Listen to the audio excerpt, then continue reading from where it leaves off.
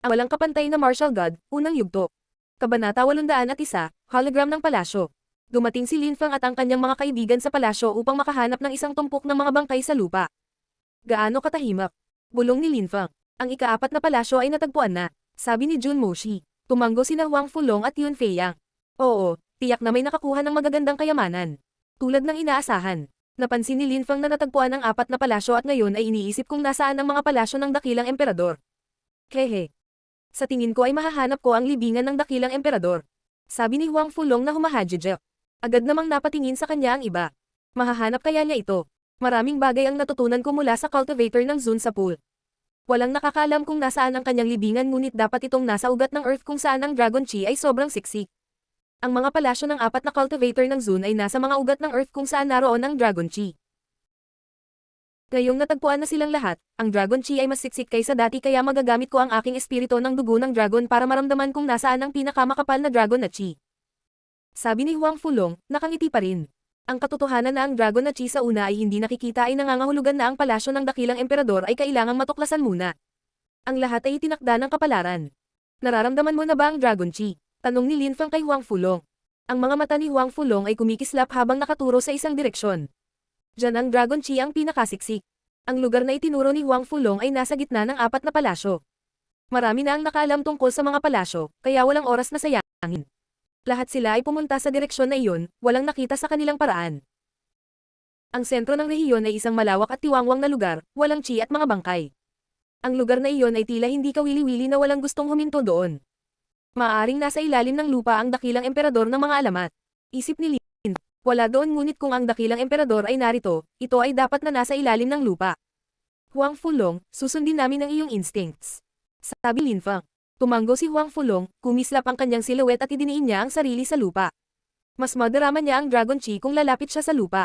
Si Lin Feng at ang kanyang mga kaibigan ay nagpatuloy sa paglipat-lipat ngunit walang nakitang sinuman. Ang malalakas na cultivator na dumating sa mahiwagang mundo ay naghahanap ng kayamanan, wala nang iba pa.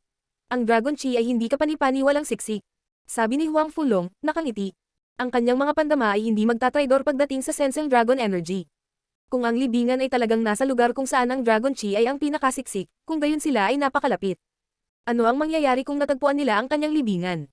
Marahil, ang paghahanap ng libingan ng dakilang emperador ay haantong sa kanilang kamatayan. Marahil ay nais ng dakilang emperador na matanggap nila ang kanyang mga turo, o marahil ay ayaw niyang matagpuan sila. Anuman, ang libingan ng dakilang emperador ay tiyak na naglalaman ng ilang kamanghamanghang mga kayamanan. Inilibing niya ang kanyang mga tao kasama niya kaya madaling paniwalaan na inilibing din niya ang kanyang mga kayamanan. Napakalakas ng Dragon Chi, sabi ni Huang Fulong na dahan-daang naglakad. Dahan-dahan siyang naglalakad, hakbang-hakbang. Huminto si Huang Fulong, itinaas ang kanyang ulo at tumingin sa paligid, wala. May ilang puting ulap sa langit at tanging alikabok lang ang nasa lupa. Gayunpaman, si Huang Fulong ay kumbinsido na mayroong isang bagay doon. Nahanap mo rin ang lugar, sabi ng isang tao. Napatingin si Lin Feng at ang kanyang mga kaibigan sa taong papalapit sa kanila, si Yu Tianji. Nahanap na rin niya ang lugar ngunit nakasimangot siya dahil walang nangyari doon. Walang nangyari. May kakaiba akong impresyon na maaaring nandito ang libingan ng dakilang emperador ngunit kanina pa ako lumilingon at wala akong nakita. Ito ay isang walang hangganan at mapanglo na lugar. Sabi ni Yu Tianji bago nagpatuloy. Siyempre, maaari akong magkamali. Kapareho ko ang impresyon mo para hindi tayo magkamali. Sabi ni Huang Fulong. Mabilis na umagos ang dugo niya na parang kumukulo. Paano ako magkakamali?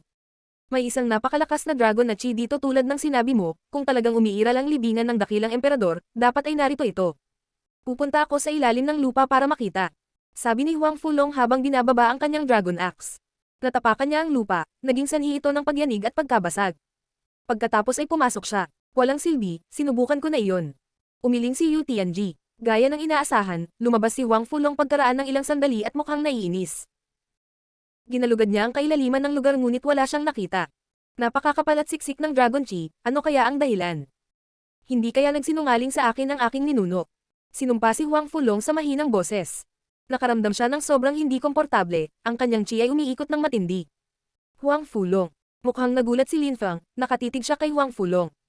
Nakatingin na rin sa kanya ang iba. Anong mali?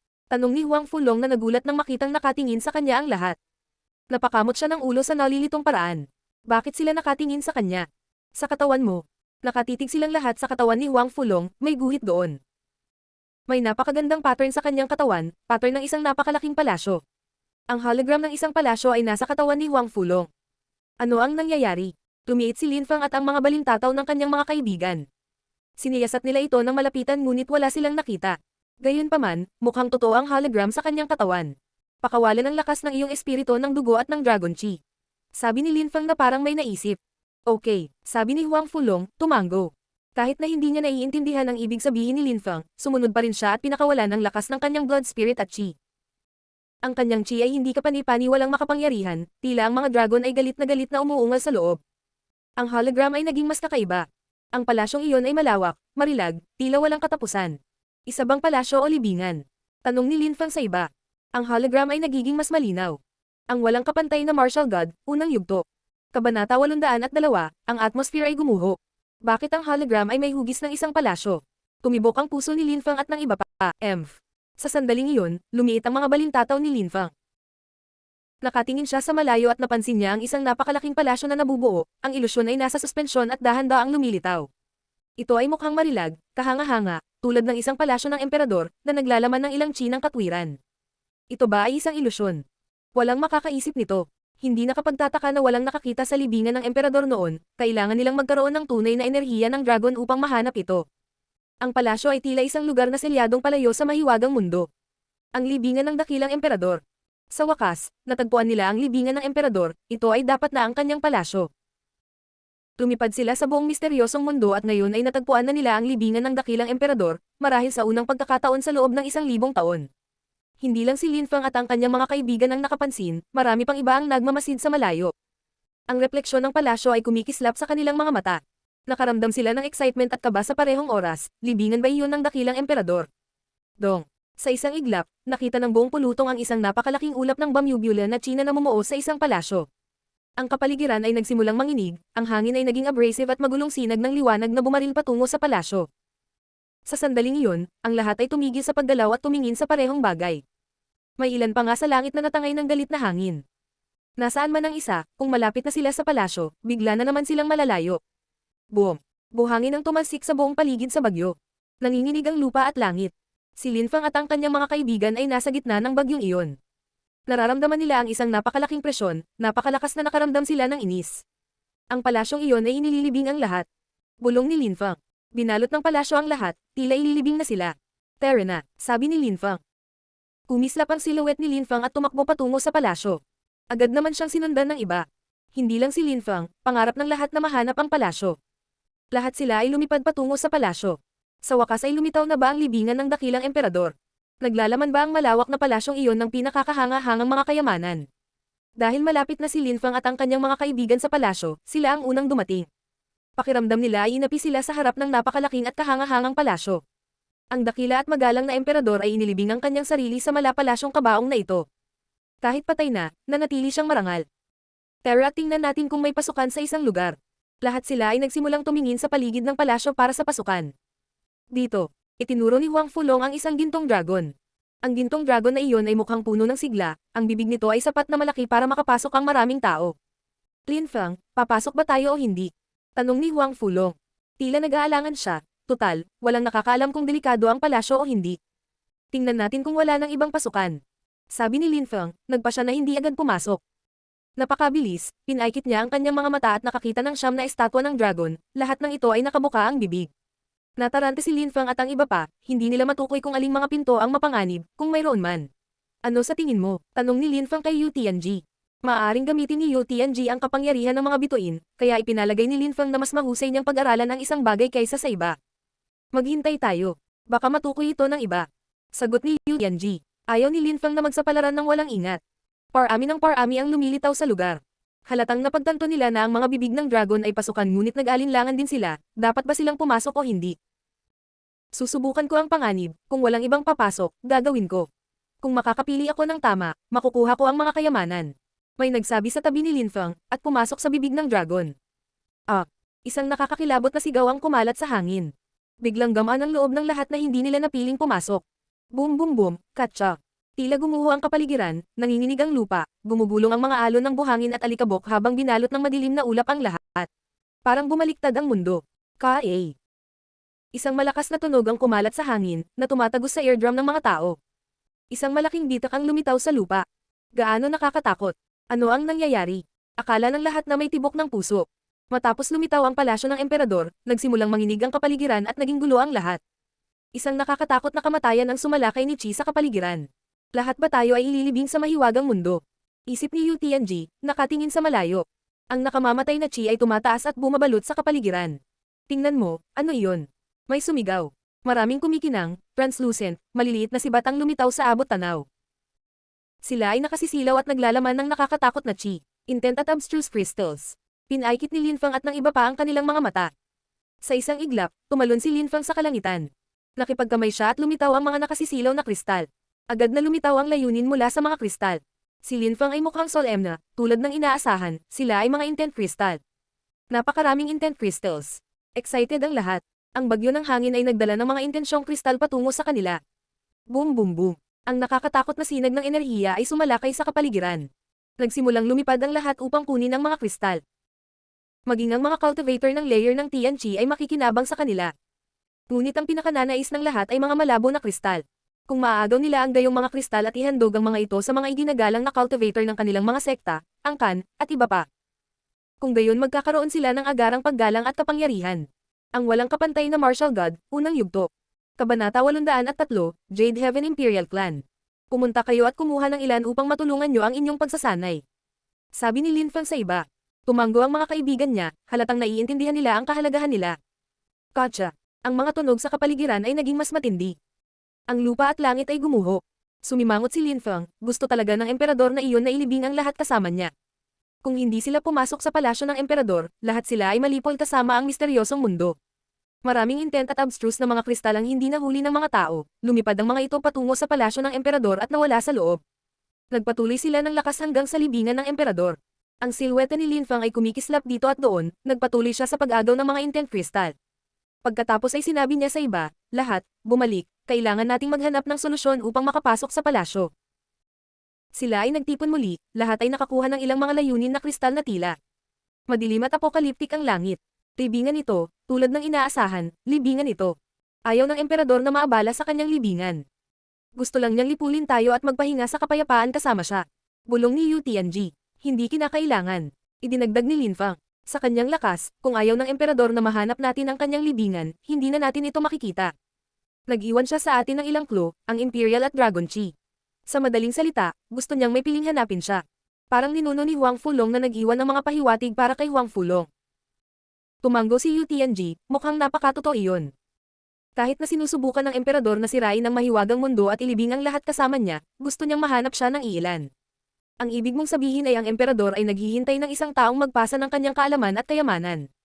Ang taong iyon ay dapat may dugong dragon at o dugo ng imperial.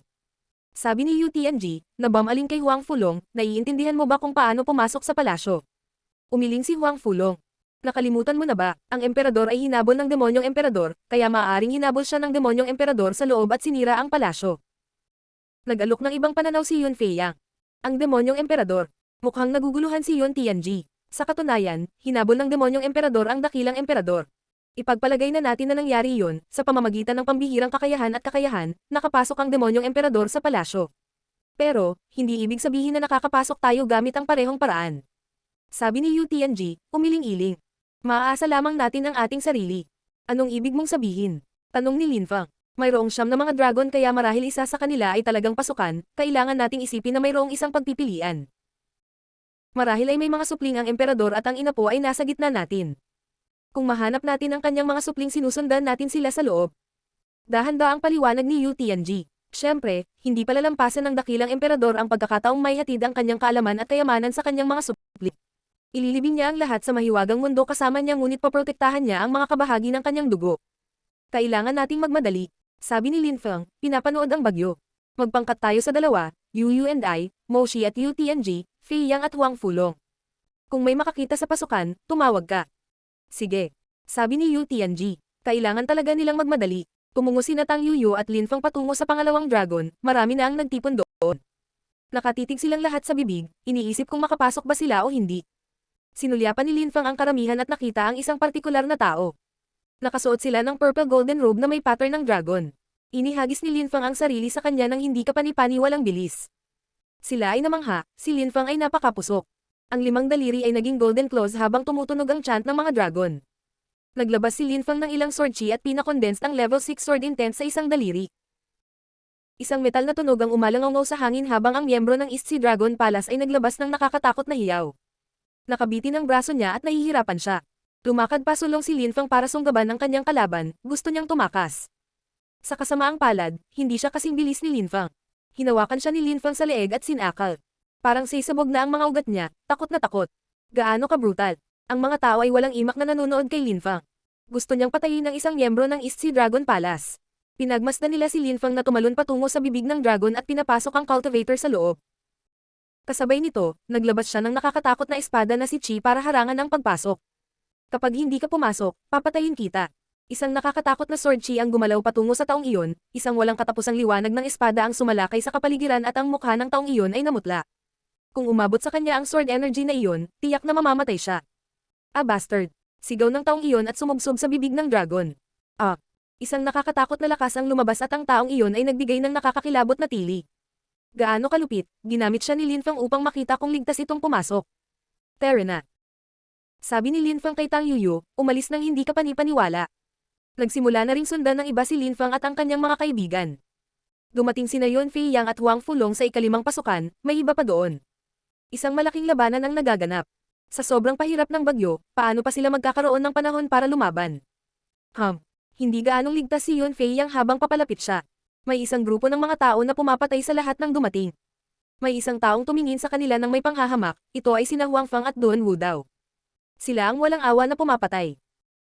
Napakabilis, nagpatuloy ang labanan at mas maraming cultivator ang namatay. Ang mga nanatiling buhay ay tila yaong nagsanib kamay. Umalis ka na, malamig na sabi ni Huang Fang kay Yun Fei Yang. Kaagad pagkatapos noon, ang kanyang imperial robe ay pumapatak sa hangin habang siya ay itinapon ang kanyang sarili sa bibig ng dragon. Walang nakamamatay na Chi na lumabas at wala ring nakakakilabot na tili. Ang Jade Heaven Imperial Clan, nahulaan ni Yu Tianji. Ang walang kapantay na martial god, unang yugto. Kabanata 804. Ang libingan ng mga taong iyon ay mula sa Jade Heaven Imperial Clan at mabilis ang takbo. Hindi nagtagal ay pumasok silang lahat sa bibig ng dragon. Nagkatinginan sina Huang Fulong at Yun Fei Yang. Sinabi ni Huang Fulong, puntahan mo ang iba, mananatili ako dito upang bantayan ang pasukan. Okay, ang silweta ni Yun Fei Yang ay kumikislap at umalis upang pumunta at sabihin sa kanyang mga kaibigan kung saan ang pasukan. Papalapit na ang bagyo ngunit mayroon pa siyang kaunting oras. Boom boom boom. Isang malakas na tunog ang umalangaw.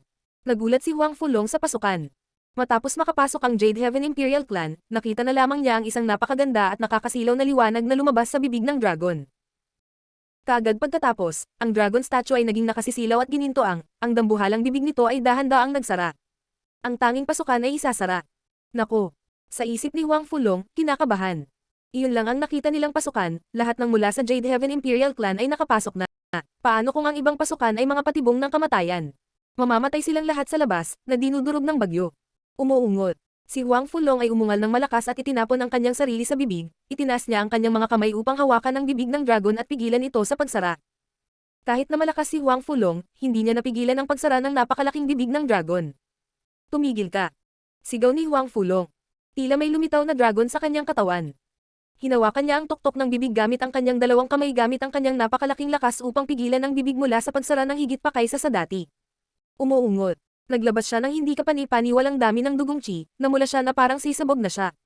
Iniipon niya ang lahat ng kanyang lakas, sa wakas ay nagawa niyang pabagalin ito ngunit kumakalat sa hangin ang mga dagandong.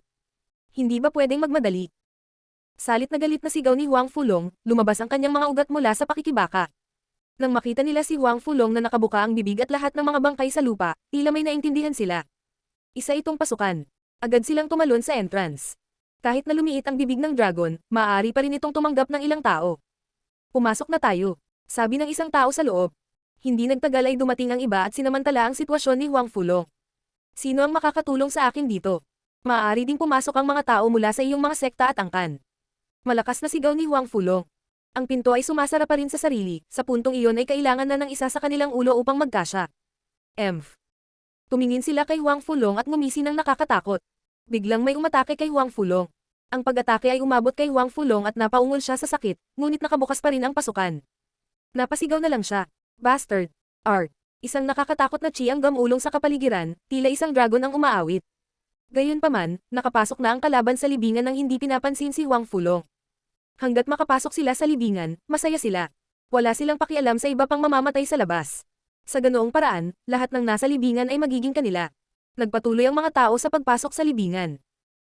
Bago pumasok sa puntod, lahat sila ay magalang at palakaibigan dahil umaasa silang hindi na lang niya isasara ang pinto sa kanilang harapan.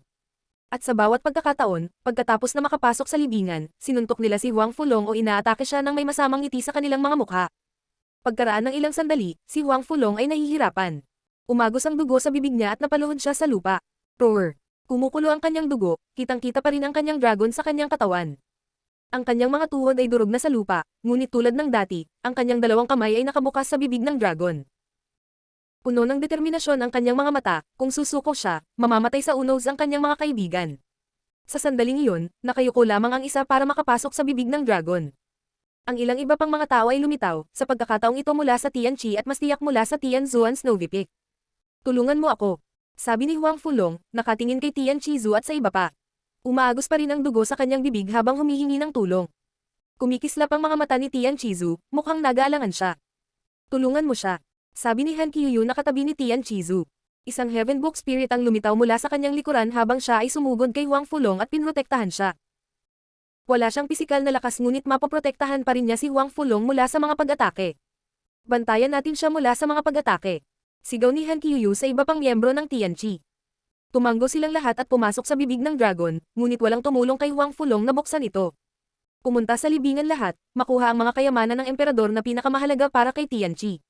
Sabi ni Bai Lishi. Pagkatapos nito, sinulyapan niya si Huang Fulong at pumasok sa libingan. Hindi tumulong si Tianqi dahil mas nag-aalala sila sa oras, kailangan nilang magmadali sa libingan. Hindi marami ang nanatili upang tulungan si Huang Fulong. Pagkatapos mag-isip ng ilang segundo, pumasok din si Tianqi Zhu sa libingan. Tama si Bai Lishi, kailangan nilang maging mas malakas para kay Tianqi. Bukod dito, kinainggitan ni Tianqi Zhu sina Lin Feng, Huang Fulong at ang iba pa. Siya ang dalisay at banal na babae ng Tianqi, ngunit ngayon ang katayuang iyon ay hindi nakasingkinang ng dati. Siya ay makasarili at makasarili. Nagpa siya ang ilang tao mula sa Tianqi na manatili at tulungan siya. Nahawakan sila ni Huang Fulong kaya tahimik silang nagbantay. Kahit na hindi sila kaagad pumapasok sa libingan, pananatilihin nila ang kanilang karangalan at maghihintay hanggang sa hindi na makatagal si Huang Fulong. Tapos papasok na sila. Huang Fulong. Bumalik sina Jun Moshi at Yu Tianji. Nataranta sila nang makita ang kanyang kalagayan, nagmamadali silang pumasok at tinulungan si Huang Fulong na ibuka ang bibig.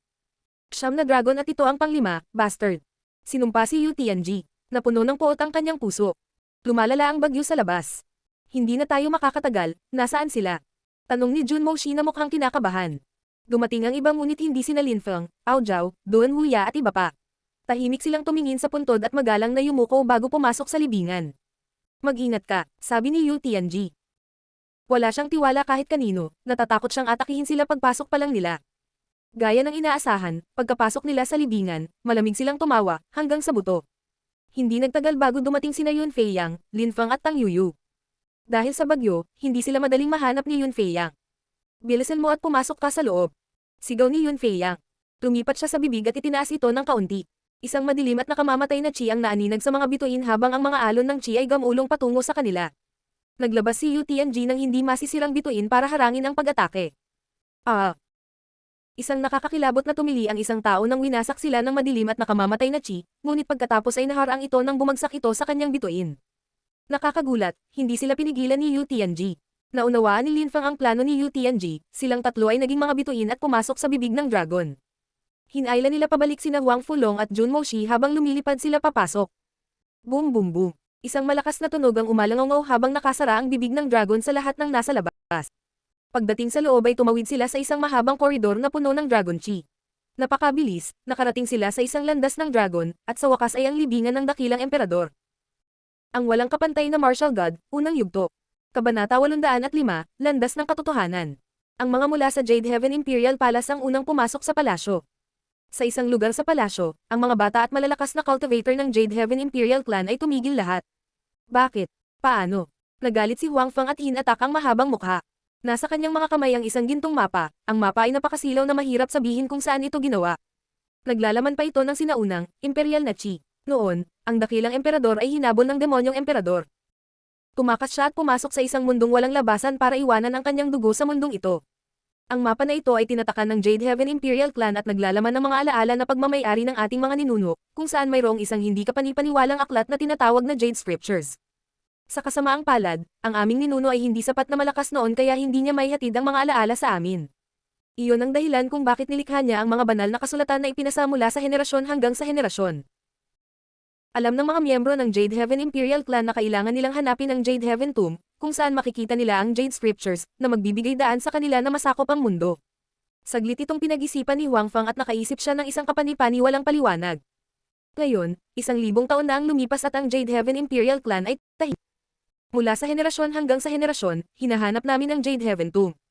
Kapag nahanap natin ito, gusto kong lahat ng miyembro ng Peer Clan ay makinabang mula sa mga kasulatang iyon. Ngunit tila nagbago ang mga bagay mula noong hinabol ng malademonyong emperador ang dakilang emperador. Nagkaroon ng malaking digmaan, kaya hindi natumpak ang mapa ng palasyo. Naunawaan niya na ang huling pumasok sa palasyo ay ang demonyong emperador, pagkatapos ng kanilang mahusay na labanan ay nakaharang ang ilang mga landas. May mga butas sa mga pader at iba pa, ang palasyo ay nahuhulog sa mga guho. Ano ang dapat nating gawin? Tanong ni Duan Wu daw. Nanatiling tahimik si Huang Fang ng ilang segundo at sinabing, lahat ng tao ay humiwalay sa 5 grupo, tandaan na ang layunin namin ay hanapin ang Jade Heaven Palace, maaari mong iwanan ng iba. Sabi ni Huang Fang, ang Jade Heaven Palace ay isang banal na lugar para sa Jade Heaven Imperial Palace, ito rin ang dating tinitirhan ng mga tao ng Jade Heaven Imperial Palace. Bukod sa lahat ng iyon, nariyan ang sinaunang Jade Scriptures. Sa kontinente ng Siyam na Ulap, ang pagiging isang napakalakas na cultivator ang tanging kondisyon para maging bahagi ng isang imperial na pamilya at tanging mga miyembro ng imperial na pamilya ang maaaring gumamit ng mga advanced na kasanayan. Kung nahanap ng Jade Heaven Imperial Clan ang kanilang sinaunang Jade Scriptures, sila ay magiging mas malakas. Sasakupan nila ang rehiyon ng Ganyu, papasok sa banal na lungsod at magiging kasing prestihiyoso, kahanga-hanga at maluwalhati tulad ng dati. Ang mga taong Jade Heaven ay nakakaramdam ng pananakop. Sa 1,000 taon, sila ang unang pumasok sa libingan ng kanilang mga ninuno. Lumingon-lingon si Lin Fang at ang iba pa pagkatapos nilang makapasok. Ang mga bagay ay hindi mukhang dominanti at marilag gaya ng iniisip nila, sa halip ay parang mga guho. Ang lahat ay tila may katulad na mga pagkabigo. Nagkaroon ng isang malaking digmaan dito. Naisip ng mga tao. Si Lin Fang at ang kanyang mga kaibigan lang ang nakakaalam kung ano ang nangyayari. Alam nila na noon, ang dakilang emperador ay hinabol ng demonyong emperador. Kaya agad nilang naintindihan ang nangyari dito pagkatapos ng unang tingin. Nako, may mga intent crystal sa lahat ng dako. May sumigaw. Sinisira nila ang mga pader at nakakahanap ng mga kumikislap na bato sa lahat ng dako, isang nakakatakot na lakas ang lumabas mula sa kanila.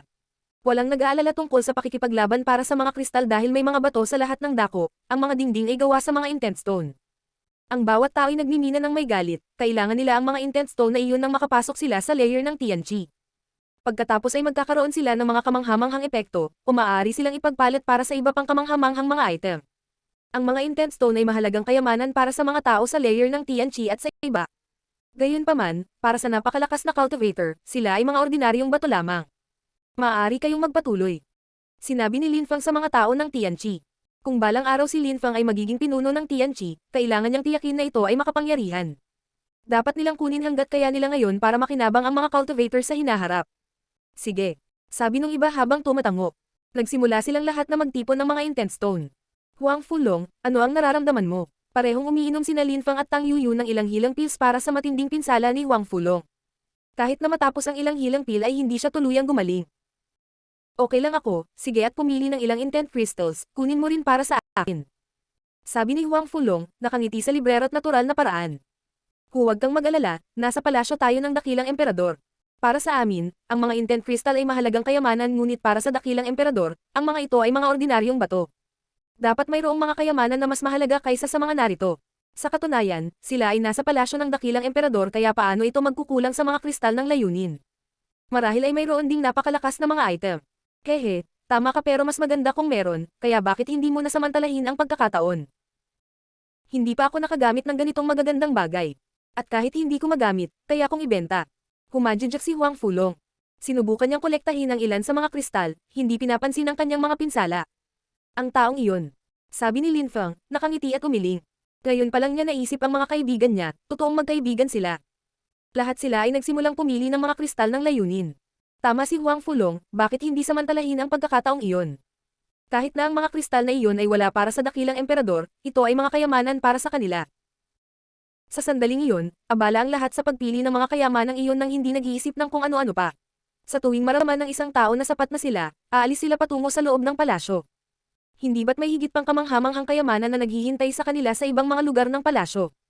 Si Lin Fang at ang kanyang mga kaibigan ay nagsimulang maglakad ng mas malalim papasok sa palasyo. Ang lahat ay naghahanap ng mga kayamanan, at marami ang nakakita ng mga malabo na kristal. Bukod sa intent at abstruse crystals, ang iba ay nakakita ng ilang napakalakas na sangkap at armas, habang ang iba ay nakakita ng mga larawan. Ang mga dingding ng palasyo ay may mga mahiwagang ugat na kung saan ang enerhiya ay umaagos sa loob ng 1,000 taon. Nadatnan ni Lin Fang at mga kaibigan ang isang bulwagan na may pintuan na mukhang luma at simple. Sa itaas, may nakasulat na, Path of Truth. Magtanong at unawain. Doon hinanap ng dakilang emperador ang katotohanan. Sabi ni Lin Fang. Habang binubuksan ang pinto, isang malakas na tunog ang narinig. Sa loob ng bulwagan, may bangin at ilang estatwa na mukhang buhay.